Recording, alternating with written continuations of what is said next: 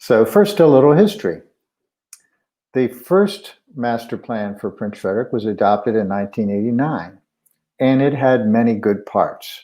It established 8 districts, each with its own targeted density and design requirements. It had architectural design standards, and it envisioned an east and west loop road with limited signals, so to provide customer service for businesses and residential development that did not have to be located on Maryland Route 4. And of course, Prince Frederick Boulevard was completed and provides that service very well on the west side of Route 4. But the east side, Chesapeake Boulevard, has never been completed, and that will be an issue that needs to be addressed in the new plan.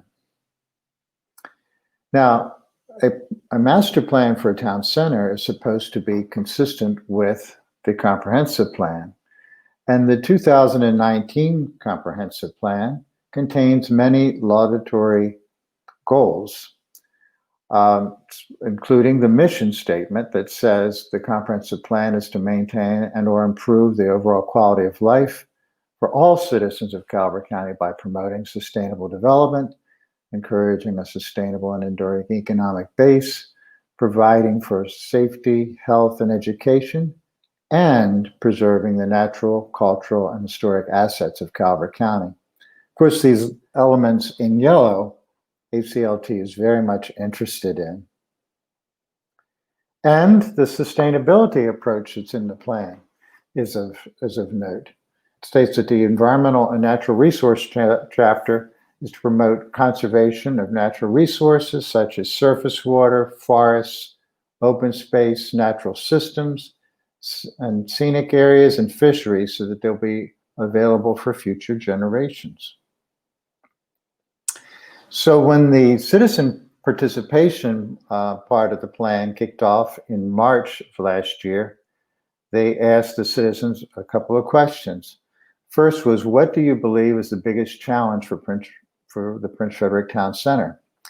And as you can tell by this word cloud, traffic was the dominant issue. Likewise, when they were asked, what is the biggest change you've seen in Prince Frederick over the last 10 years? And you can tell from this word cloud that traffic was certainly in the minds of those in attendance. At the October 20th meeting, when they were looking for what people would like to see moving into the future, 59% said that pedestrian, bike-friendly trails connecting neighborhoods, schools, and services was important. And 51% said their vision included the addition of parks and green space. So nature, access, these were issues that were predominant in the minds of people trying to envision a future of Prince Frederick. There was also questions about what kind of commercial, residential, and/or other types of development should be allowed. And you can see that 45% were interested in commercial mixed use, and 42.7% said housing for all income levels. And what geographic area did they think should be the focus of the next workshop? Well, Old Prince Frederick was the most identified.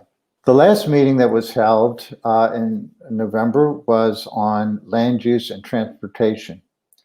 And so the results of that are going to be revealed at the meeting coming up on January 20th. But it was interesting to note that they did recall the work from the charrette that was done in 2013. And it's one that we believe, too, is worthy of note, because the planners at that time had come up with some pretty interesting designs for the planning areas in the town center.